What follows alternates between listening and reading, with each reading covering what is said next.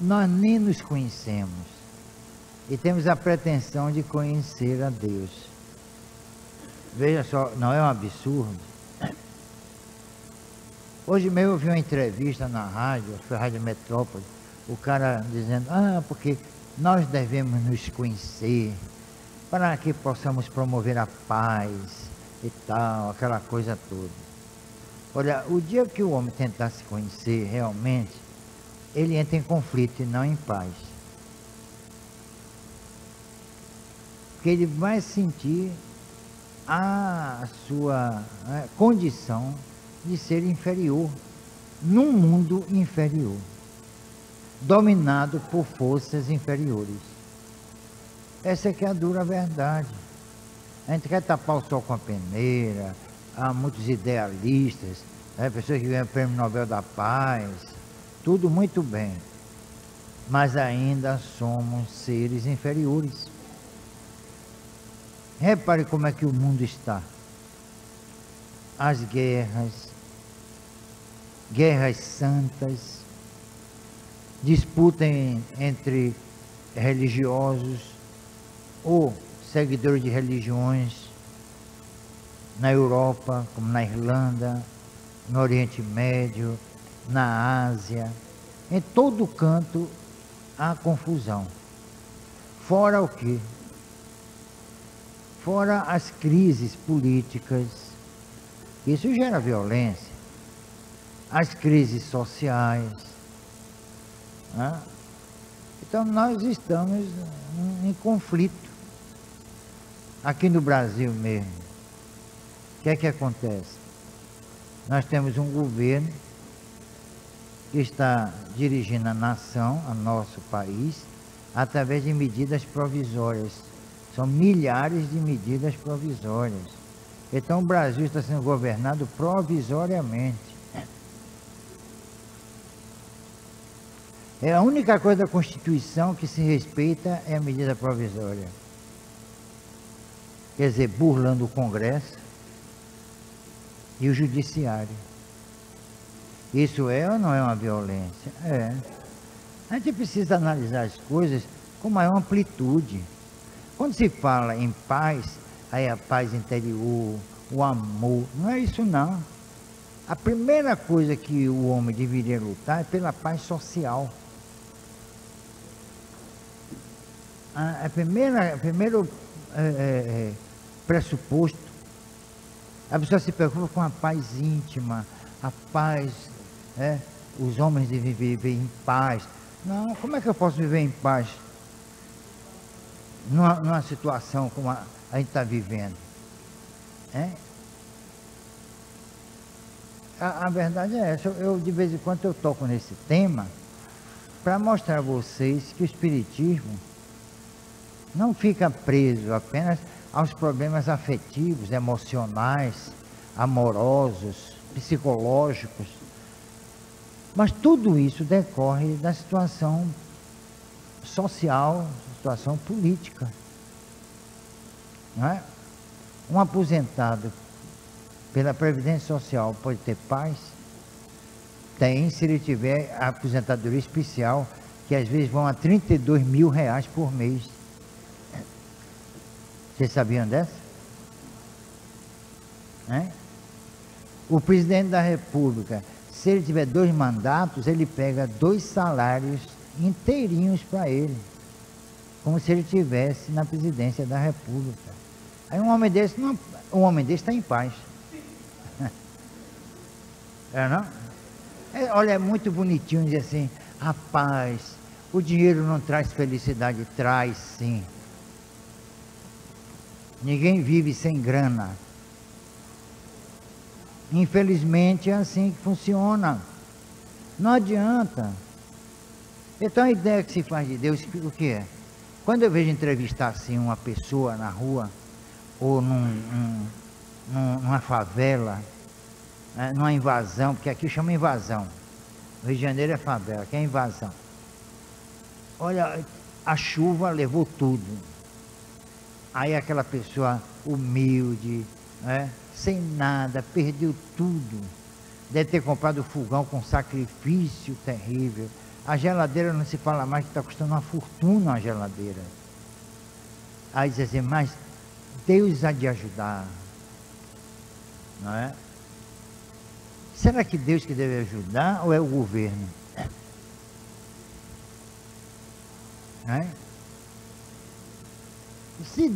Porque se Deus ajuda, por que Ele não ajudou preventivamente? Ele só vai ajudar depois da catástrofe, é? É por isso que eu digo, olha, depois da tempestade, vem a enchente.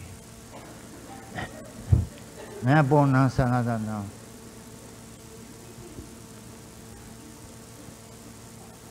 E a enchente leva tudo. E tem uma coisa, repare, se vocês já viram enchente ou deslizamento de terra em bairro nobre, então pronto. Vocês já viram? No Morumbi, em São Paulo, em Copacabana, né? Na Tijuca, não sei o que lá das quantas, na Urca, ou aqui também, ali no Horto Florestal. Vocês já viram deslizamento de terra no Horto Florestal? Não vê. Mas a Barra hoje está tão popular, antigamente era um bairro que todo mundo queria morar. Hoje todo mundo está fugindo dele. Vocês já viram deslizamento de terra na Vitória? E os prédios são construídos naquela ribanceira, aquela pirambeira, né? Por quê? Que os prédios são construídos de uma forma assim, né? Ultramoderna, nível de engenharia. Agora o pobre miserável lá vai bater a laje, né? Faz uma feijoada, vai bater a laje. Na hora H vai laje, tudo por água abaixo.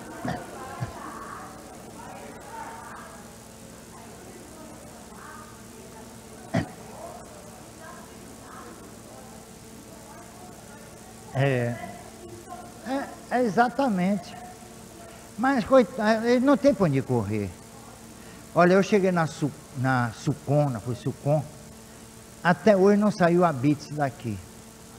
Porque houve reformas e tal, aí mandamos fazer uma outra planta. Levamos a superintendente, conseguimos uma entrevista. Aí resultado, até hoje não saiu, já está há 2 anos.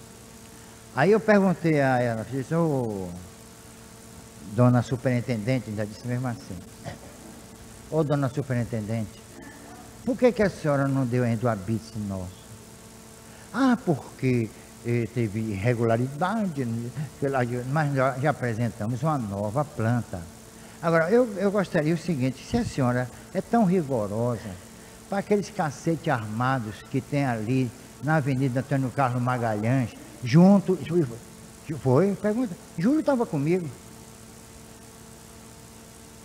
Aí eu disse, aqueles cacetes armados que tem lá na Avenida Antônio Carlos Magalhães, junto aos edifícios de luxo, a Sucom já foi lá para embargar a obra? Como queriam ir lá no centro? Não, mas ali é o problema social, e o nosso também é um problema social. E aí ela disse, porque se não conseguir ouvir, nós podemos fechar. Eu digo, não fecha não, porque lá é considerado um templo religioso, a não ser que a senhora desrespeite a Constituição. Ela aí calou a boca, aqui não pode se fechar nunca. E se não deu habite, eu vou na televisão, procuro, eu tenho pessoas amigas, e dizer que as invasões de Salvador todas têm água encanada, tem luz, tem tudo. Por que a Sucom não foi antes lá embargar as obras? Está vendo aí vocês? Isso faz com que prolifere esse problema de pessoas que vêm de outros estados, até do interior, para aqui, pensando que aqui vai encontrar bons empregos, vai encontrar fome e marginalidade. Porque a marginalidade no Brasil é um problema eminentemente social. Essa que é a verdade. A pessoa vai furtar ou roubar porque não tem meio de sobrevivência. Vai viver de quê? Infelizmente é assim que funciona. Aí a pessoa recorre a Deus. E às vezes sai do texto, viu? Eu não sei repetir nem a mim mesmo. Aí recorre a Deus. Deus vai resolver esse problema?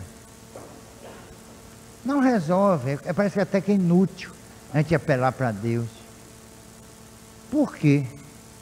O que os Espíritos disseram a Kardec, no Livro dos Espíritos, se os problemas sociais e tal são frutos da lei natural, não, é da incompetência dos homens, é um problema dos homens. Então tudo que está acontecendo à nossa volta e que cria problemas, tem sua gênese, sua fonte na nossa incompetência e na corrupção também, não é? Por exemplo, o governo arrecadou aí sei quantos bilhões de reais, acho que foi 196 bilhões de reais. Vejam só, é muito dinheiro, né? Para onde foi esse dinheiro todo? Se o sistema educacional está falido, e ele muito espertamente, veja aqui, mas que governo sem vergonha, abriu condições para a fundação de faculdades particulares, como havia em 1957 as faculdades livres. Aí resultado, está surgindo faculdade de tudo quanto é lado. Por quê? Vejam só que perversidade. O pessoal faz um sacrifício, entra numa faculdade dessa, paga um dinheirão, porque a UFBA hoje é um fracasso em nível de ensino. E numa faculdade dessa só ensina quem tem mestrado, doutorado, não sei o que lá, há muita exigência. Então um bom professor ganha bem.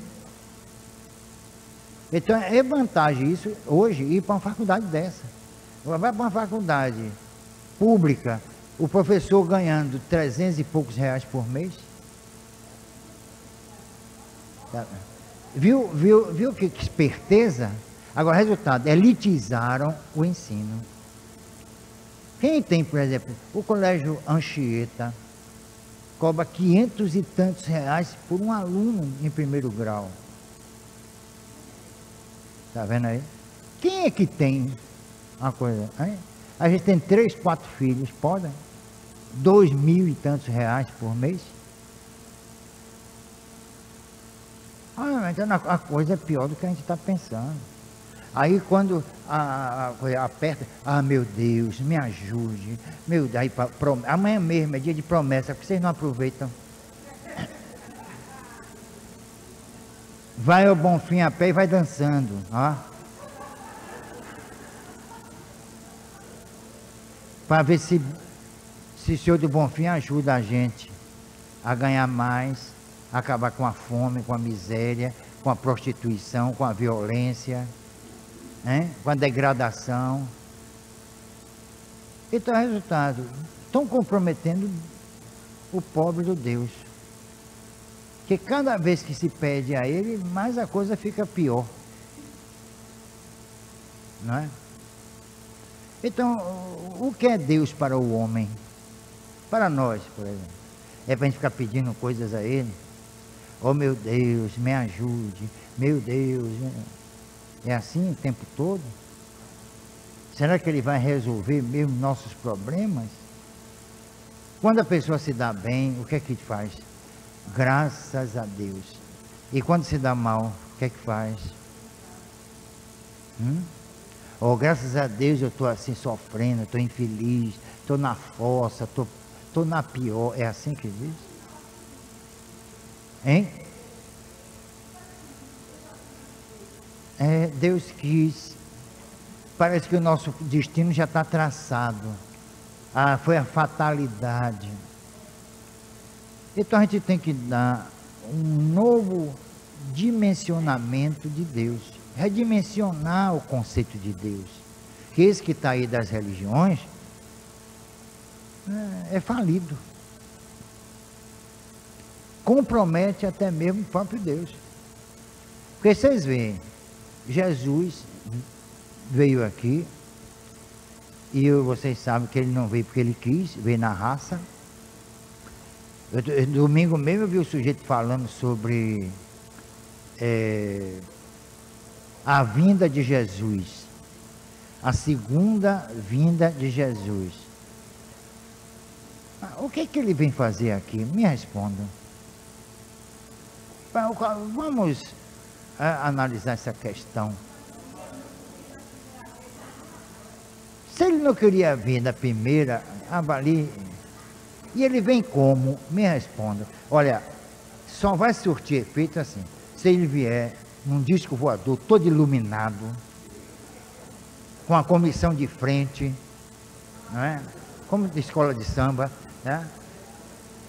Pipocando foguetes e fanfarra. Aí assim mesmo, quando chegar aqui, acho que bota todo mundo no hospício.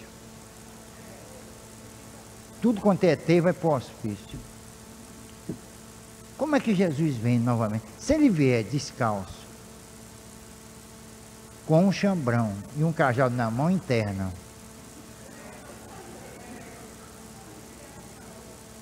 a não ser que ele venha como presidente dos Estados Unidos, já é alguma coisa, não é? O negócio é esse. E tem um biscoito aí que desmaia, né? É de Bush. Bush foi comer um biscoito, para mim foi Bin Laden que mandou para ele. Então, minha gente, como é que Jesus vem novamente? Me respondam. Para salvar a humanidade de quê ou de quem? Hein?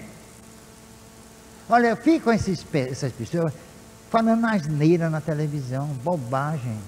E tem gente, olha, o auditório, eu fico até pulando de canal para ver.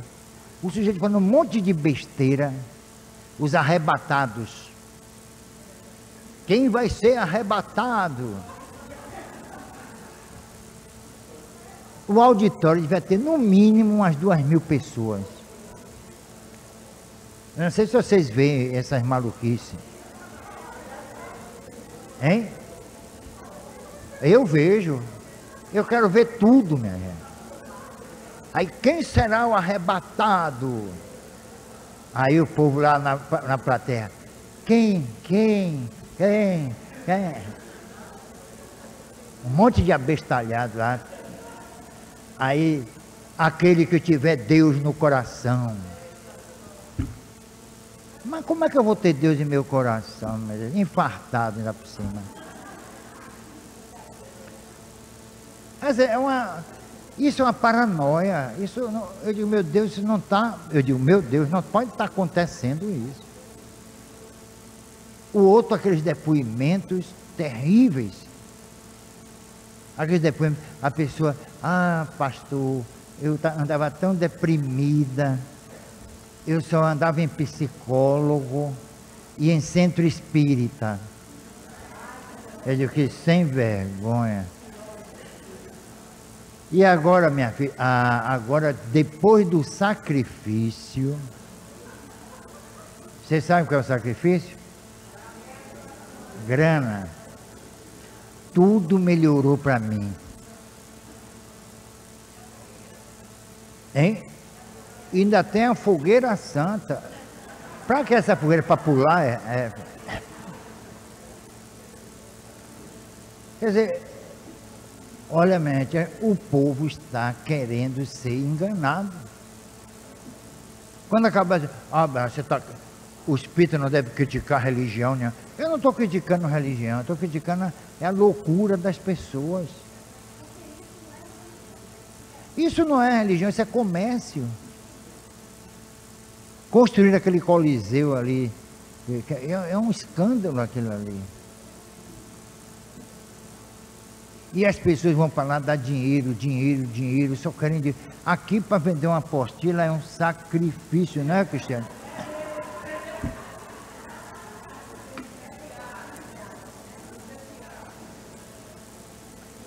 É um negócio de doido.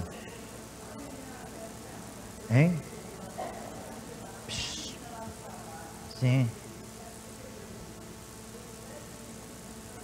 Deu 7.200 para a igreja. Uma dessa não frequenta aqui.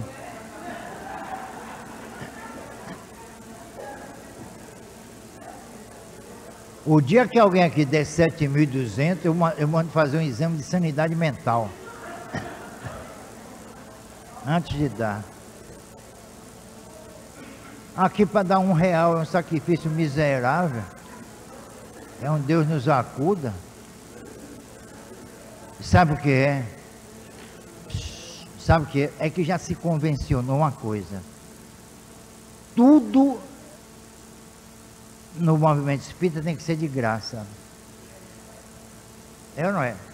Então aqui a gente vai fazer o seguinte: a luz a gente não paga, a água, salário, vigia, nós temos vigia durante o dia e a noite, não é? Agora nós temos as despesas da creche. Agora o pessoal só quer trazer arroz. Não me tragam mais arroz, pelo amor de Deus. A dispensa não tem mais onde botar arroz, minha filha. É que é baratinho, né? E macarrão. Aquele macarrão assim, Fortaleza. Traga um italiano, um macarrãozinho italiano. É. Também, ela disse que para eu pedir, e que eu pedi aqui vocês trazem. Trazem mesmo? Está precisando de azeite, oliva, extra fino.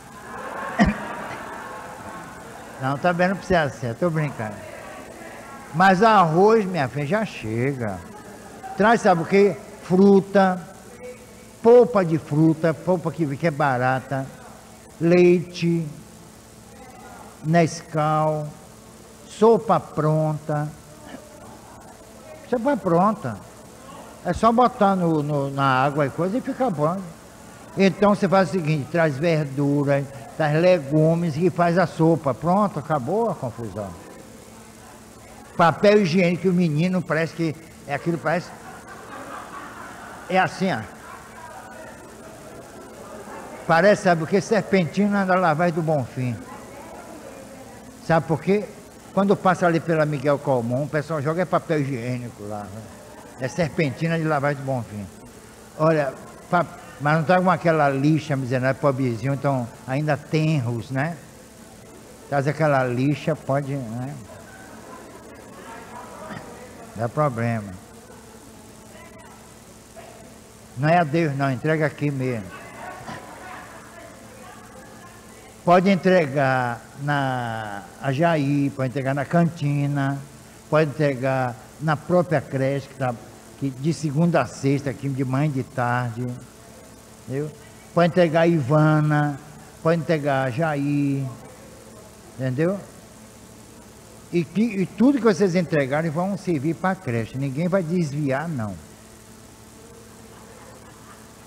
Pode trazer também açúcar, leite, ovos, ovos, tá? Pão, aveia, Neston, porque as crianças são de 3 a 6 anos, quer dizer, estão ainda precisam de alimentos bons, né? A gente não vai fazer uma creche para dar alimento de terceira, que negócio é esse? Se puder dar uma coisa boa, dá, né? Mas voltando aqui à nossa conversa, nós precisamos redimensionar o conceito de Deus. Porque os espíritos disseram a Kardec que Deus é a inteligência suprema, causa primária dos seres e de todas as coisas. Não foi isso? Disseram alguma coisa? Não. Deus é a inteligência suprema.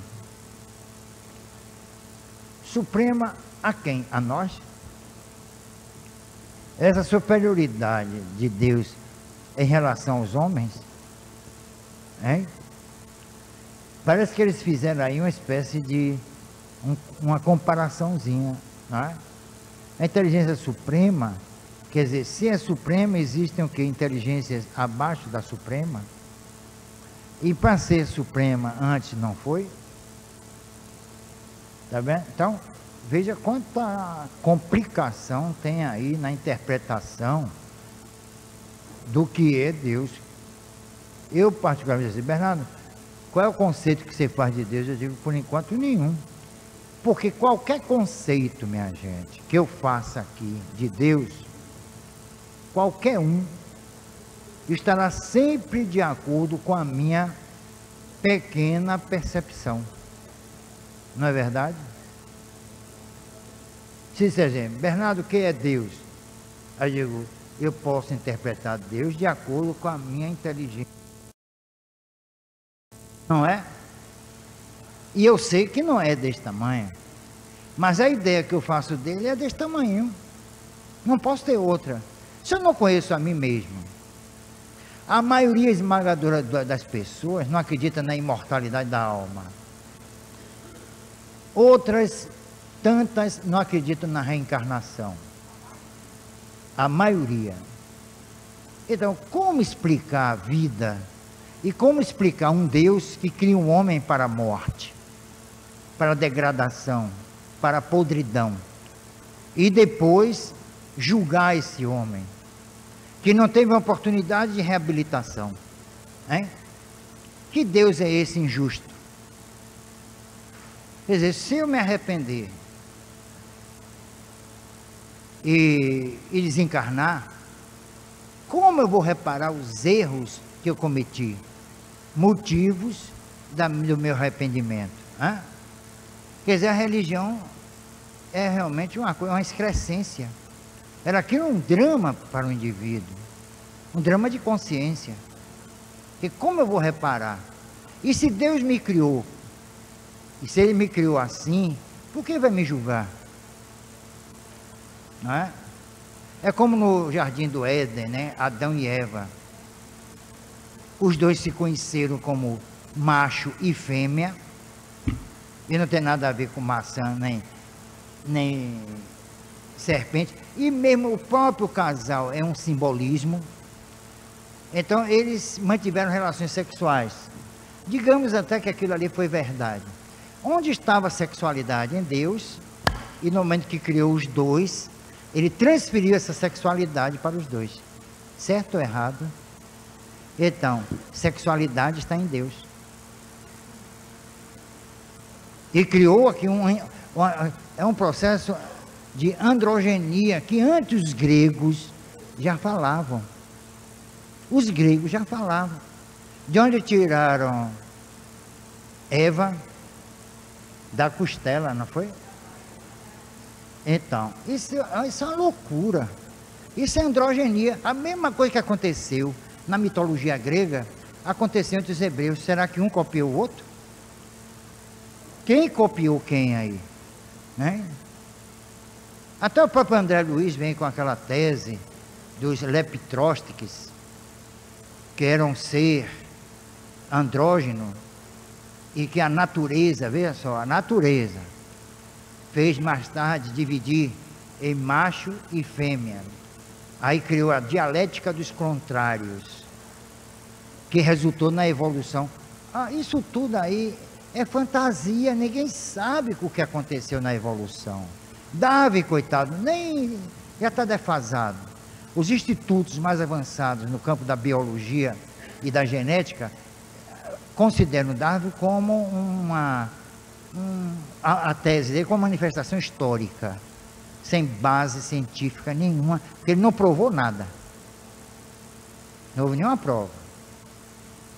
Embora os espíritas aí, experts, achem que a tese espírita da evolução se sustenta em Darwin. Não. A tese espírita da evolução se sustenta na imortalidade e na reencarnação. A proporção que nós vamos reencarnando, vamos o quê? Nos aprimorando, tanto em nível biológico, como em nível intelectual. Porque seria injusto, não é verdade? Nós estamos vivendo aqui, ano 2002. Tem gente que vai viver muito tempo. Outros não. Eu estou nos outros não. E aí o que acontece? Eu vou vou morrer. Fim. Finito. Acabou. Eu não vou ter a oportunidade de ser mais inteligente do que eu sou através da evolução. Então eu tenho que me contentar com essa inteligênciazinha hoje. É injusto. Eu me revolto.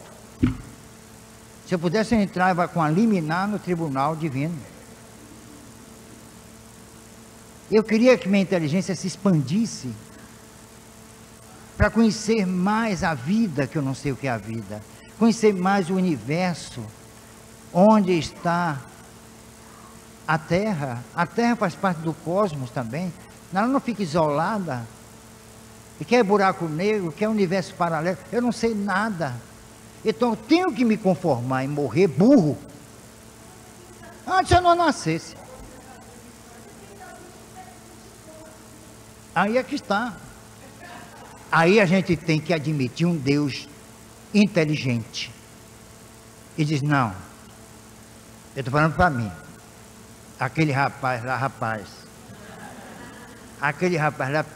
ele tem ânsia de conhecimento. Ele quer saber mais sobre a vida, sobre mim, ele falando, sobre o universo. E aí o que é que acontece? Ele vai voltar. Ele vai ter uma chance. Isso não é bom, não? Agora, se ele me criou para uma morte miserável, para virar uma futura carniça, aí é injusto. Eu não posso me considerar um espermatozoide que razoavelmente deu certo. Vocês são assim? Deu certo, quer dizer, conseguiu furar o bloqueio. Eu não posso, o cérebro, porque o cérebro, tudo está no cérebro. O cérebro é todo poderoso, mas vira carniça. E as ideias, e o talento, e a versatilidade, e aquela veia, não é, artística, estética. Os grandes mestres da pintura, da música, saíram de onde? Nasceram como nós todos e morreram como nós todos vamos morrer. De onde vem a genialidade? Do genes. Genes. Isso é uma maluquice, uma imbecilidade. Por isso que o Instituto Smithsoniano, em Washington, é fechadíssimo, tem vários prêmios Nobel lá trabalhando de química, física.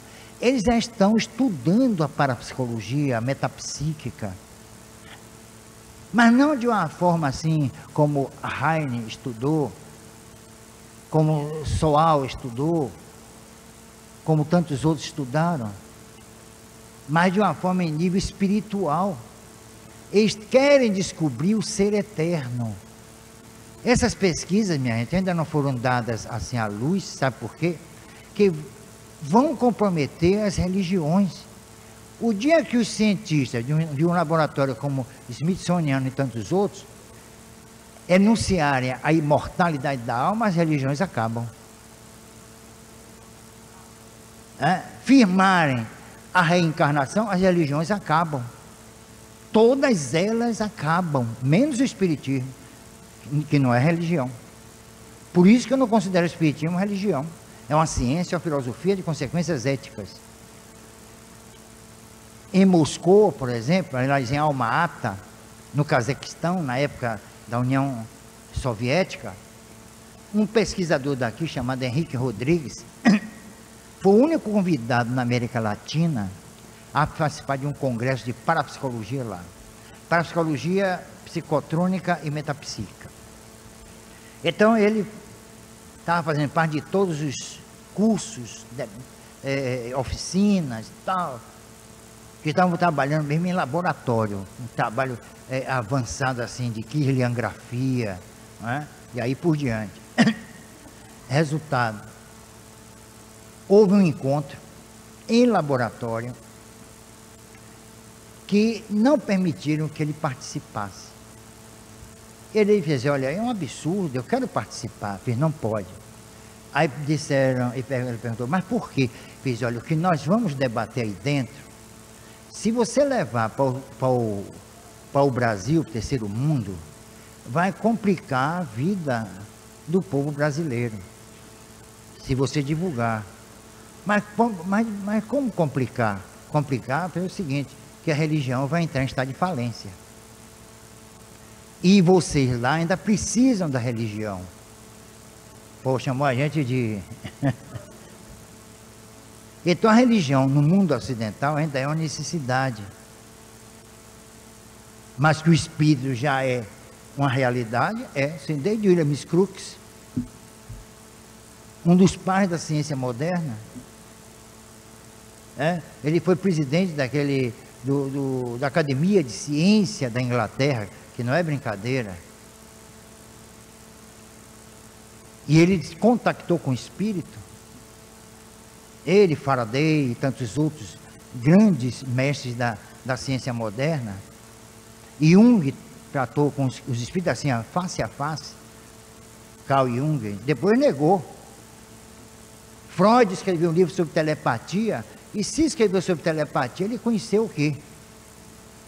A parapsicologia, o animismo, que nós espíritas chamamos. Então ele tem que fazer um estudo sobre a telepatia. E a telepatia não se transmite através do cérebro. Não é a fonte, não é o fulcro da telepatia. Muito pelo contrário. Em estados hipnóticos, onde há a projeção do duplo, é onde a telepatia mais e eficazmente se realiza.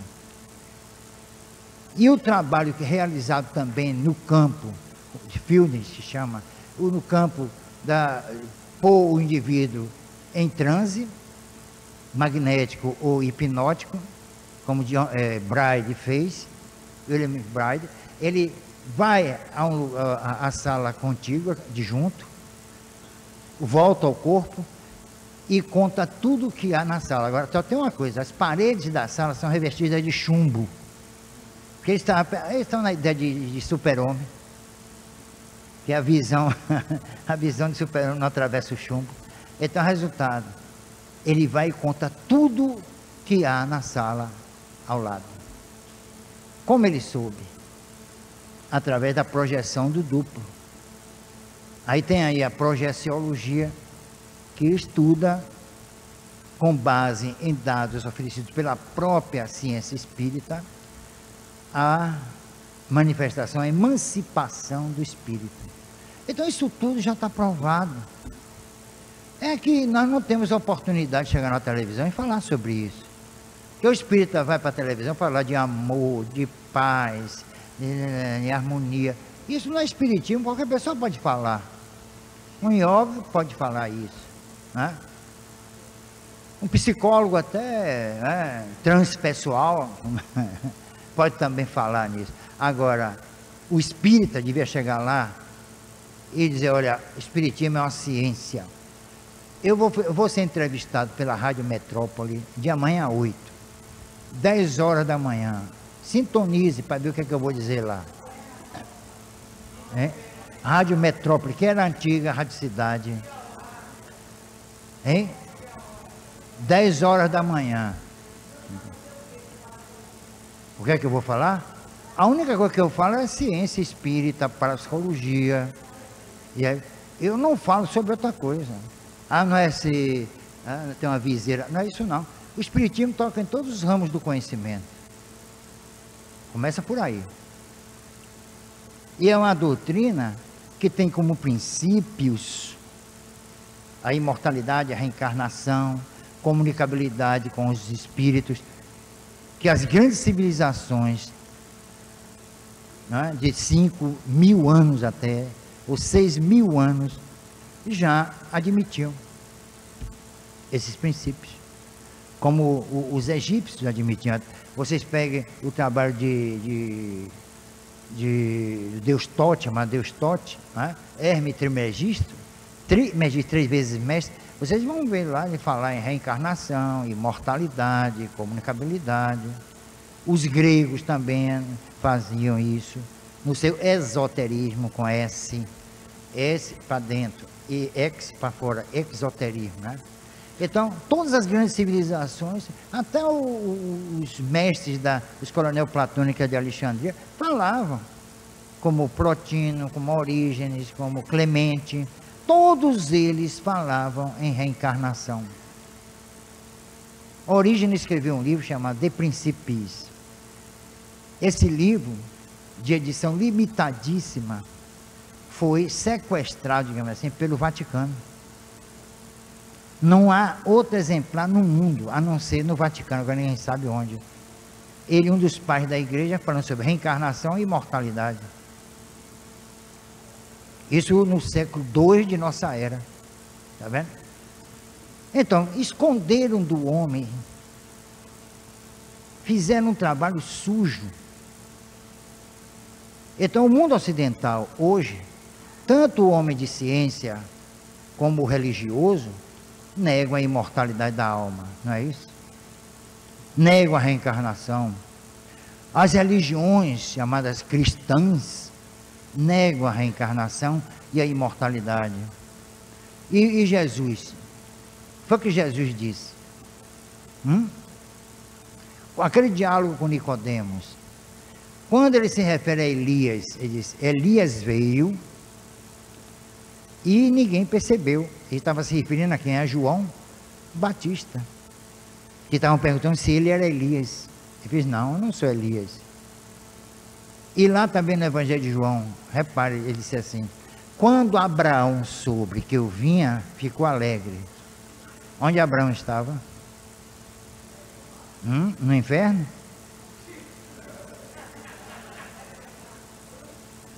Quer dizer, isso mostra que o Espírito pensa, raciocina, manifesta sentimentos, etc. Onde? Na esfera que lhe é específica. Isso está nos Evangelhos. Por que não conta os Evangelhos como eles são ao povo? Hein? Vocês já viram alguma aula sobre Evangelho na televisão? Eu tivesse um programa, eu fazia um estudo sobre as parábolas. Já é o naturalismo de Jesus. Ele exuma tudo que não presta do homem e oferece um antídoto. Não é isso? Pega as parábolas e vocês vão ver isso. Todas elas é uma mensagem edificante, sobretudo ética. E isso ninguém comenta na televisão. Só fica no Velho Testamento. Agora, nas passagens que são convenientes, que não comprometem. Não é isso? Olha, eu vi na televisão um filme em que foi esse, como é o nome, esse Quintos dos Infernos, que é isso aqui. E é mesmo. Dessa vez a Globo acertou. Isso aqui é o Quinto dos Infernos mesmo. Aí, resultado, o rei mandou para a frente de batalha o sujeito cuja mulher lhe cobiçava. Sabe de onde tiraram isso? Do Velho Testamento. Saul, que cobiçou uma mulher jovem, casada, o rei Saul, veja só, e é um livro sagrado, a palavra de Deus, mandou para frente de batalha o marido, e aí, crau, a mulher.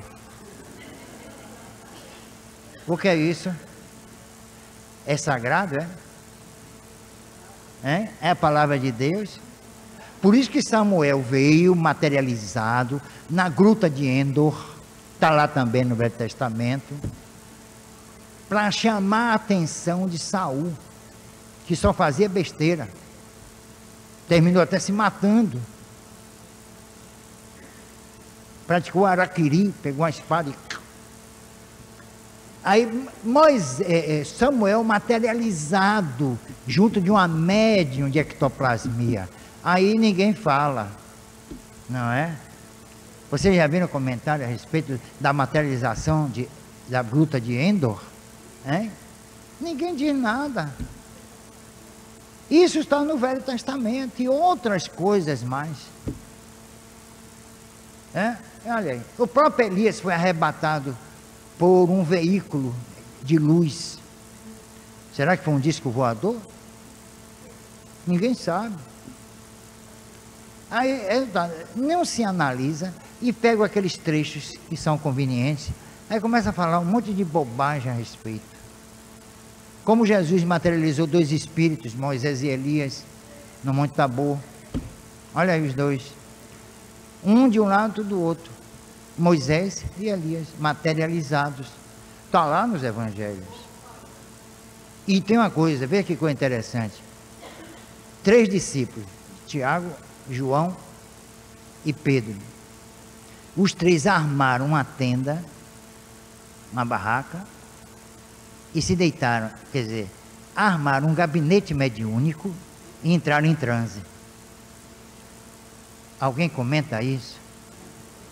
Então, ao longo da história da humanidade, quantos casos, centenas de casos, que dão testemunho da imortalidade, da reencarnação e da comunicabilidade. Olha, em 1932, na cidade de Recife, ou do Recife, né? Um sujeito estava fazendo pesquisa, ele datiloscopista, ele estava fazendo pesquisa sobre impressões digitais e descobriu uma coisa interessante depois de marchas e contramarchas. É que as impressões digitais de um menino que era filho de um amigo dele eram iguais a de um senhor que ele conheceu e que tinha as impressões digitais arquivadas, né, no seu laboratório de pesquisa. As impressões da criança iguais, exatamente iguais. Porque existem impressões digitais iguais? Até agora ainda não descobriram. Então, esse menino era a reencarnação daquele senhor que ele conheceu.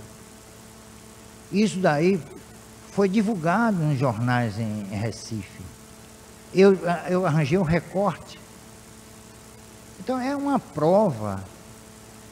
Não é uma prova de laboratório, é verdade, mas é uma prova. Porque qualquer coisa que a gente diga a respeito desses fenômenos, isso é fraude, isso aí é montagem. Quer dizer, a gente sempre passa por fraudulento, por desonesto. Eu mesmo já passei. Quando eu apresentei o espírito que foi materializado lá no nosso gabinete de pesquisa, sobre as expensas da Faculdade Mediúnica de José Medrado, isso é mentira, isso daí é farsa. Então a gente não pode fazer nada. Ninguém dá crédito. Sabe quem mais me atacou? O movimento espírita na Bahia. Tanto que hoje eu sou até aliviado, eu sou bloqueado até, há um bloqueio. Eu sou marginalizado. Por quê? Porque eu fiz pesquisa? Então as pessoas hoje querem acreditar em quê? Os próprios espíritas pregam que o amor, a paz, a união, coisa que não existe. Porque vocês olham para um lado e para o outro, só veem violência. É em todo lugar, no local de trabalho, é na rua, é em casa, é em qualquer lugar. É a violência, a paz. De onde vem a paz? A paz íntima. Quer dizer, eu fico em paz e vou para o tumulto da sociedade. Pode? Não pode. É como se botasse uma roupa nova, limpa, branca e fosse para a lama. A gente tem que se renovar. Na quinta-feira que vem, vocês vão ver na Rádio Metrópole, que é o que eu vou dizer. Viu? A gente tem que se renovar intimamente. Renovar como? Para inventar um mundo miserável desse? Hein? O povo está... É que o povo brasileiro é cordeiro. O da Argentina não, é politizado. Tiram tudo da gente. E a gente ainda fica brincando no carnaval. Tiram estabilidade. Queriam acabar com o FGTS e vai acabar. Querem tirar todos os direitos que não já tiraram do trabalhador. Desmoralizado os sindicatos. Nós temos os sindicatos todos desmoralizados. os pelegos lá dos sindicatos poderosos lá de São Paulo, tudo na mão do governo. Isso é para ter paz? O desemprego, salários aviltados. Vocês sabem que tem negócio da gasolina aí. Sabe o que aconteceu?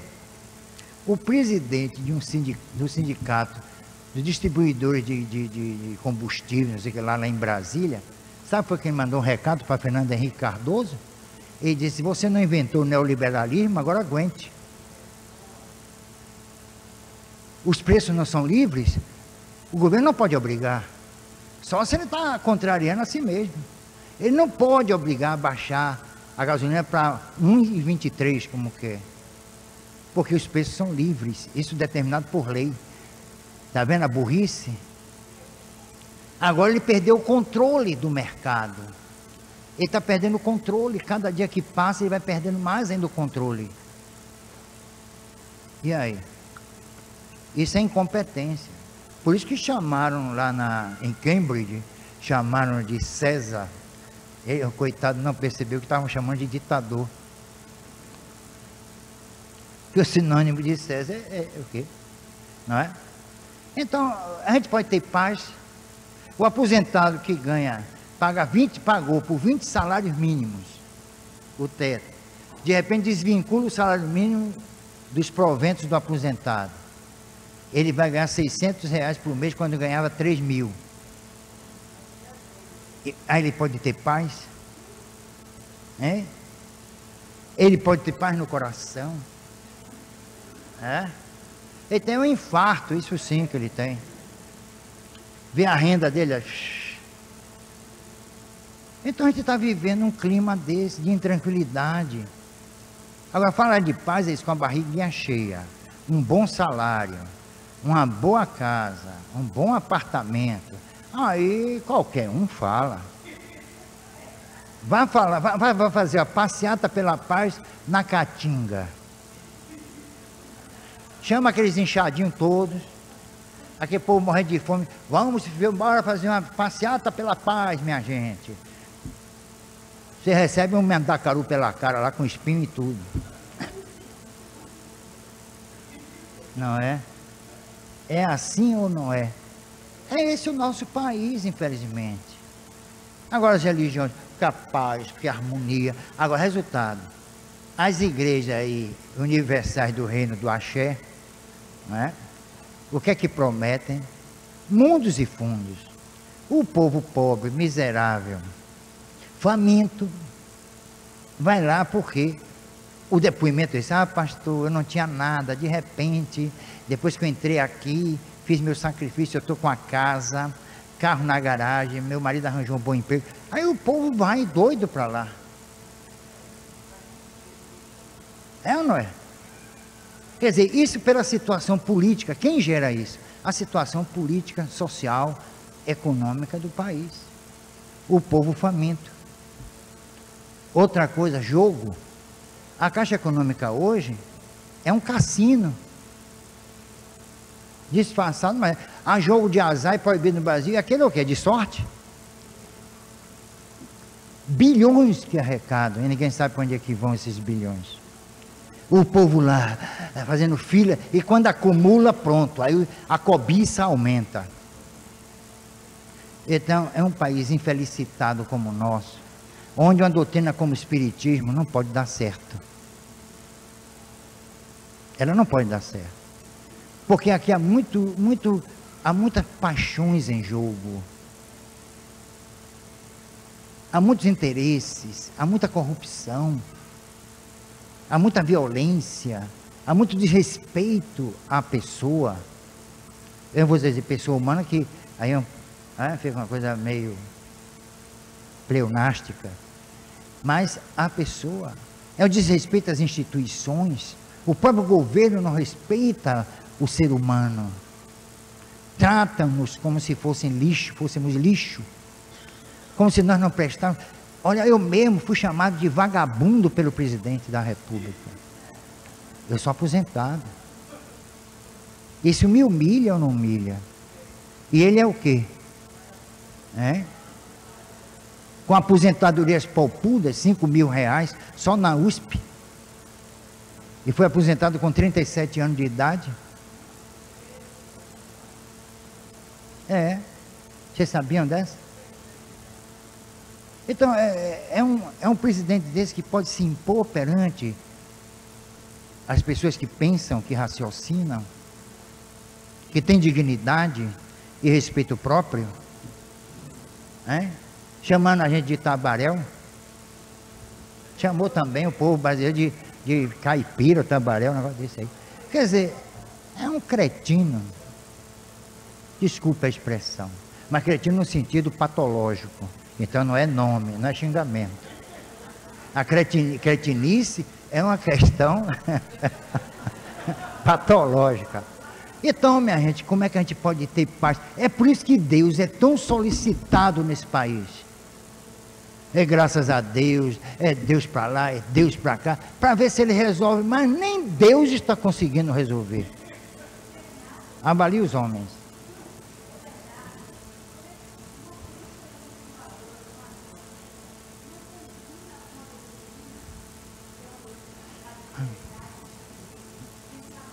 A doutrina espírita não combina com esse regime ditatorial.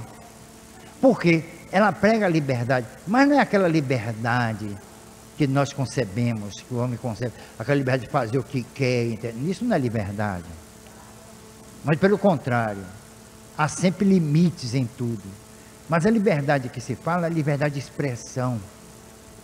É o livre pensador que eu sou. E me desculpem, mas isso aqui tem a ver com o espiritismo? Tem muito. Porque você não se iluda, não, ninguém cresce dentro de um centro espírita. Outro dia eu fui na casa de oração Bezerra de Menezes, crescimento evangélico. Dentro de uma sala, 20 pessoas, estudando uma coisa que não sabiam, porque eu fui lá falar sobre o evangelho, ninguém tinha lido os 4 evangelhos. Eu disse, como é que vocês possam crescer sobre uma coisa que vocês não conhecem?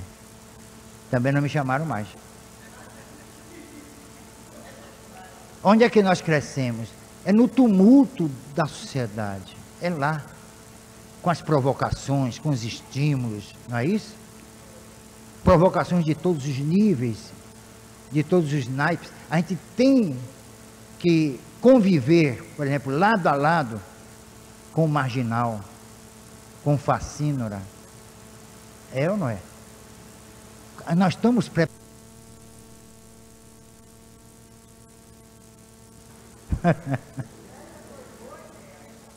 Será? Eu queria ver irmã Dulce na Suíça. Teresa de Calcutá foi para a Europa, saiu porque não tinha condição, não tinha cliente. Foi para a Índia, lá sim tem. Quase 1 bilhão de habitantes, a maioria passando fome. Se viesse para o Brasil também, ela dava certo. Principalmente no Nordeste. Não dava? Então, ser caridoso é fruto de uma política econômica, social, desorganizada, despreparada, corrompida. É isso. Ninguém chega na televisão para dizer o que eu digo aqui. Eu digo, nós não estamos numa democracia, aguente. A não ser que seja democracia, governo do demônio, democracia. Porque existe uma democracia, não é isso? É o governo do demo. Aí é diferente. Mas eu estou falando como espírita, que eu não me iludo, não. Eu não vou crescer, sabe, com posturas de yoga, né? Yoga que chama, psicologia transpessoal, meditação transcendental. Isso não leva a lugar nenhum, que o problema do homem é moral. E o problema do homem, sendo moral, como disse Kardec disse assim, problemas morais só se resolvem com soluções morais. É ou não é? Então, o governo todo corrompido, O que é que acontece? Isso reflete na sociedade.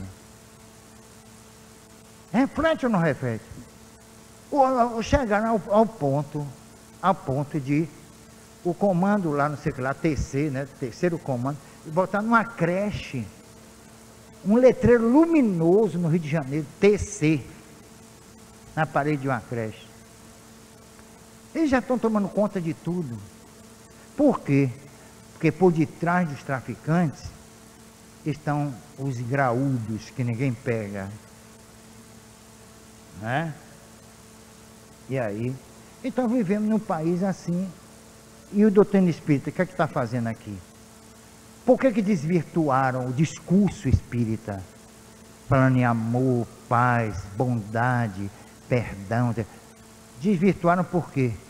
Que querem alcançar o estado emocional do brasileiro, que anda em frangalhos. O brasileiro anda atormentado. Ninguém diz nada, por temperamento nosso é assim. Cordeiro. A gente só se exalta no carnaval.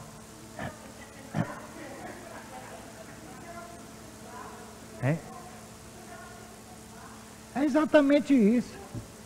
Então a doutrina espírita aqui, na minha opinião, me desculpe, mas está em extinção. Assim como o mico-leão dourado, a ararinha azul, né?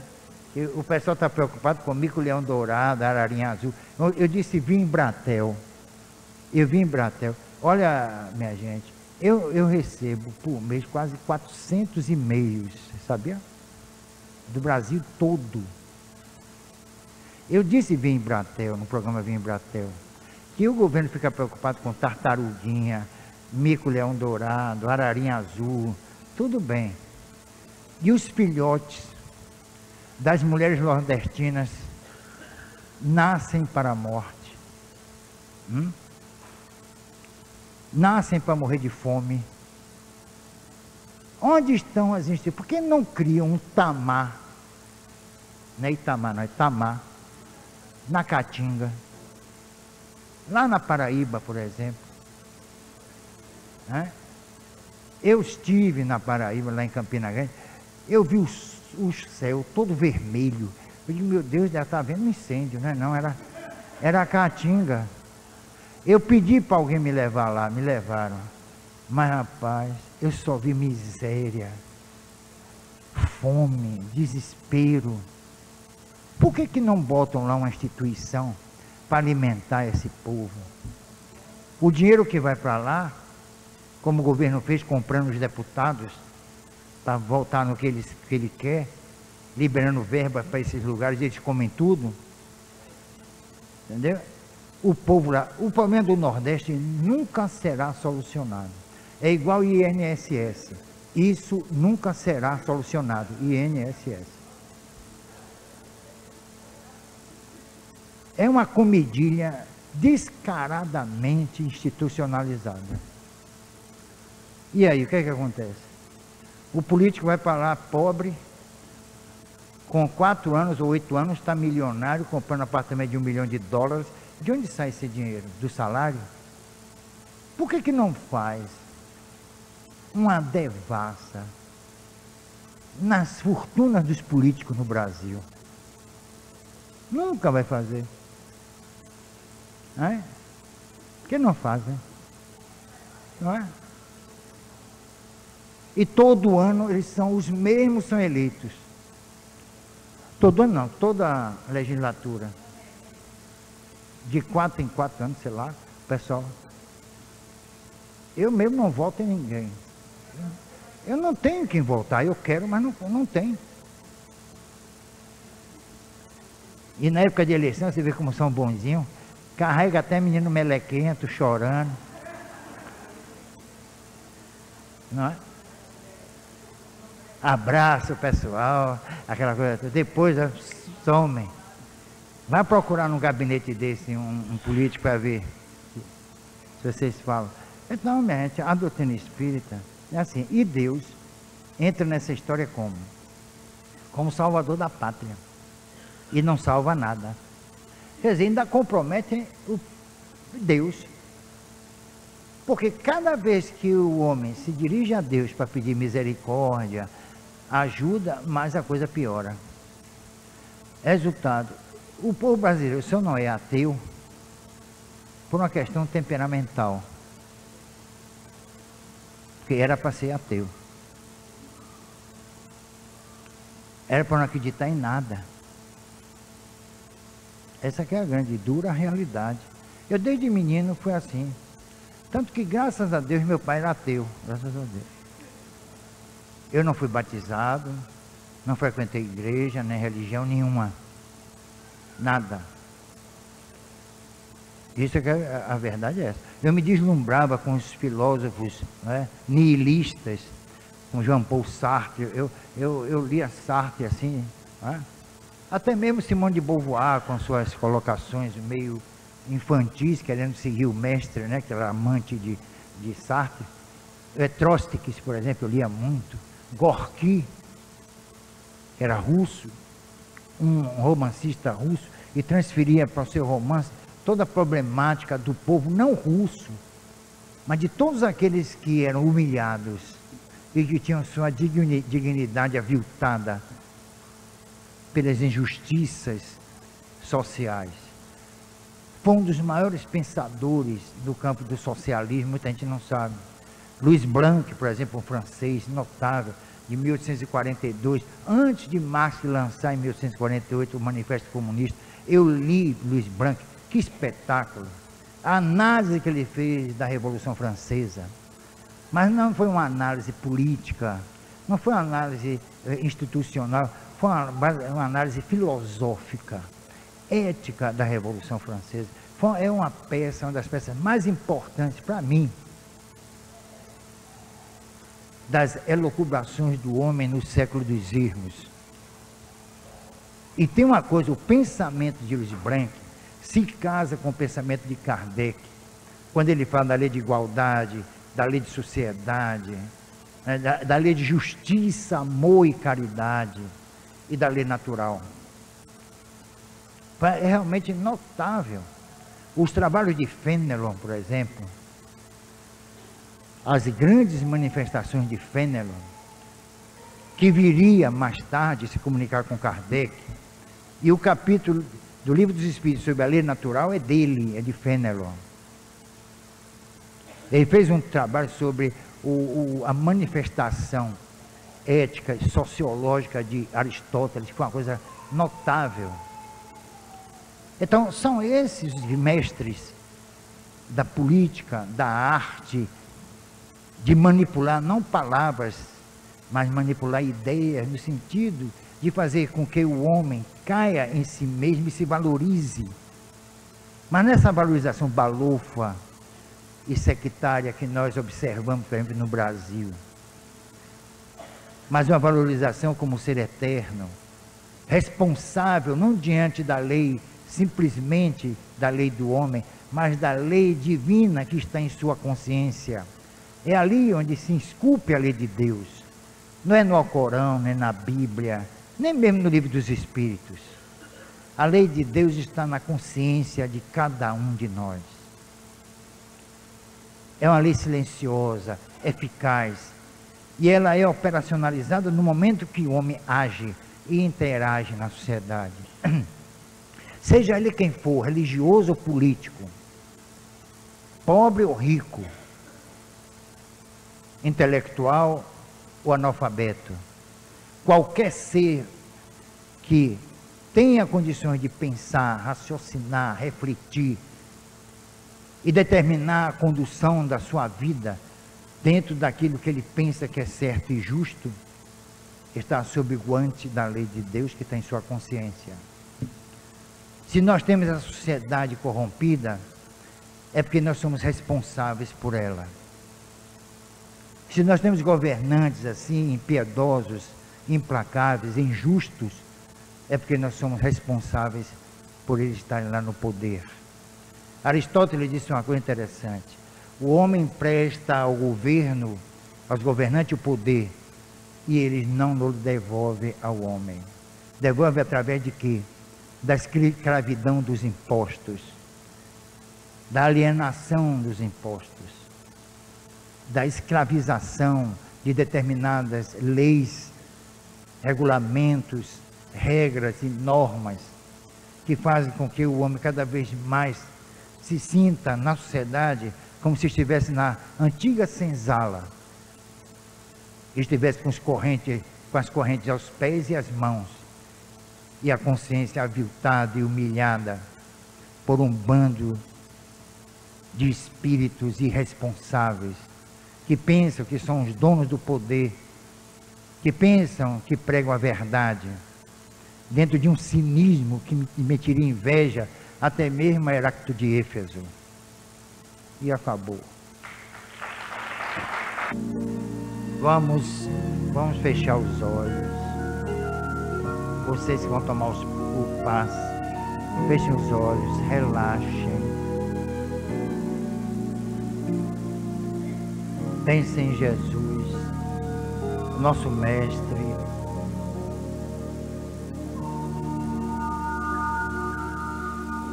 que andou aqui na terra, pregando uma doutrina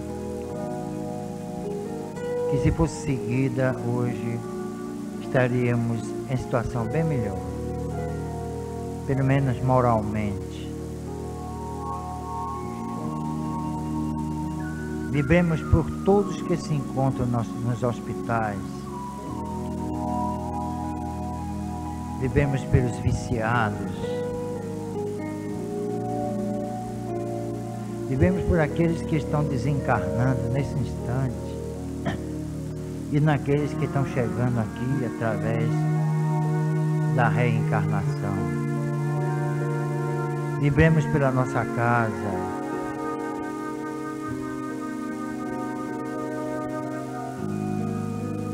que ela permaneça assim, equilibrada, harmonizada.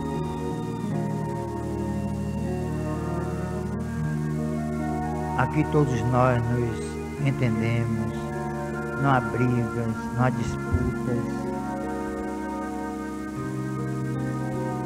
É um lugar tranquilo, onde se prega o Evangelho de uma forma prática, atendendo a todos aqueles que sofrem, aqueles que aqui vêm em busca do alívio, da cura, do esclarecimento.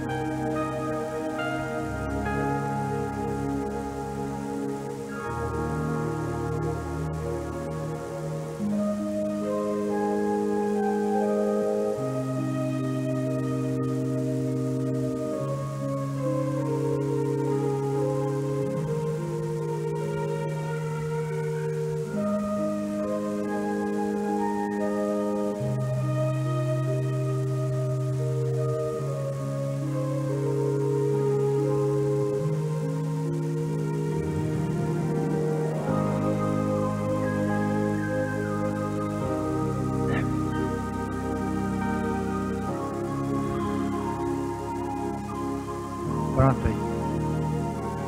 Vamos agradecer aos espíritos